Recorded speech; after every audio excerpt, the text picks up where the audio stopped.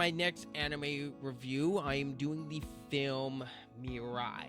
This film is directed by Mamoru Hosoda, and the animation is done by Studio Chizu. It is rated G. Now, I will be going into spoilers for this film, so I'm going to go ahead and put the spoiler warning here. So, now that you are warned, I will go on with my review. When it comes to MIRAI, the best way that I can describe this film is it is essentially a Japanese take on A Christmas Carol. Kun, the main character of the film, he is 4 years old, and his parents recently have a little girl. So Kun is now a bigger brother. Kun is starting to get jealous because he's not getting as much attention from his parents, and he's acting like a spoiled little rotten brat. Kun is not exactly very likable through a large chunk of this film, but that is on purpose for character growth, which he does get it in the film eventually. He does get better and he starts acting right later on. But in the film, he starts, every time he acts out and cries and runs away, his tree in his front yard glows, and then he starts going into the past, present, and future. He meets his dog, which because of this, it turns the dog into a person, and that whole segment was really weird because Kun detaches his tail and sticks it up his butt and then starts turning into a dog himself. That's one weird part of the movie. And then he meets his younger sister Mirai as a teenager. Throughout the film, he meets his grandfather, meets both of his parents when they were younger. Throughout the film, he has to be taught lessons through events like this. That's why I say it's basically a Japanese take on A Christmas Carol. One of the events that kind of threw me off the first time I watched this was the future. Basically, he runs into death in this film, where death in this form comes from a really creepy bullet train. That whole sequence with the train station and the train was creepy. The train CGI definitely made it look out of place, but I do believe that was on purpose. Throughout the events of this film, Kun finally learns the value of appreciating his little sister and stop acting out. Through all of the films that I've reviewed of Mamoru Hosoda, this film is definitely the best looking. This film is absolutely gorgeous to look at. Everything from the backgrounds to the character models to the animation, everything looks fantastic. And when they do use CGI in this film, it actually has a purpose to make it stand out, and it's supposed to be off-putting. So, in that way, this film does a great job with the use of CGI. These are probably some of the best character models that I've seen done by Mamoru Hosoda. It definitely looks like he's refined his character designs to a T in this film.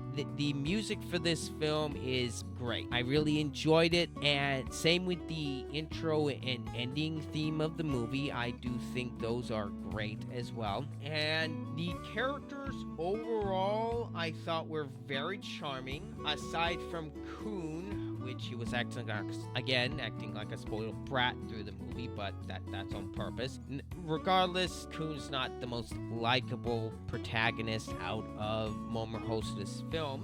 Probably some of my favorite characters in the film is, of course, Mirai. She is probably a more likable one. The writing for this film, out of all of the Mamoru Hosoda films, this is probably his weakest by far, and a lot of it has to do with some of the writing. The time travel elements in this film are not explained very much or at all, other than a family tree that is brought up at the end of the film, which they try to explain what's going on with the oak tree. They don't quite explain it enough to where this film can get kind of convoluted in some of its segments. Kun especially, I do think they go a bit too far with how bratty he can get, because there are times in this film that I wanted to smack that child upside the head because he was being so bratty and annoying. I say this is the weakest film in Mamoru Hosoda's catalog of films because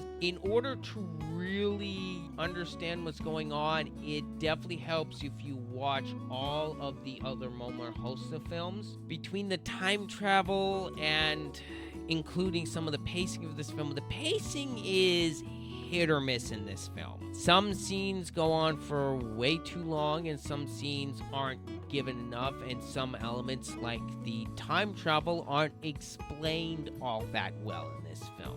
When you put that all together, this is, in my honest opinion, Mamoru Hosoda's worst film. It's not a bad film. There's still plenty of things to enjoy. The humor in this film definitely got a chuckle out of me several times. Every other character besides Kun himself is likable. His parents, honestly, need to do a better job at disciplining their kids, but that's done for the movie. And honestly, this film is good. It's a Mamoru Hosoda film, and Mamoru Hosoda has not made a bad film. This just happens to be his weakest out of all of them. Overall, those are my thoughts that I got on Mirai. For my final score for Mirai is a 7 out of 10.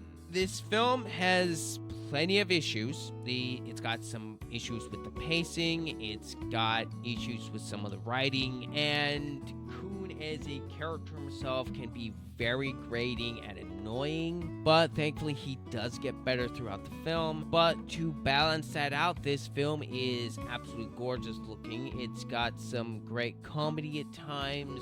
The music is great, and I do recommend, if you do want to watch this film, I would watch all of Mamoru Hosoda's previous films before you watch this one, because I do think that will help quite a bit with understanding what's actually happening in this film. And overall, I cannot recommend this to people who have not watched any of Mamoru Hosoda's previous films. Those are all my thoughts on Mirai as a whole. I want to thank you for watching this review all the way to the end, and don't forget to leave a comment down below if you watched Mirai or if you watched any of Mamoru Hosoda's other films. Let me know what you think down below in the comments.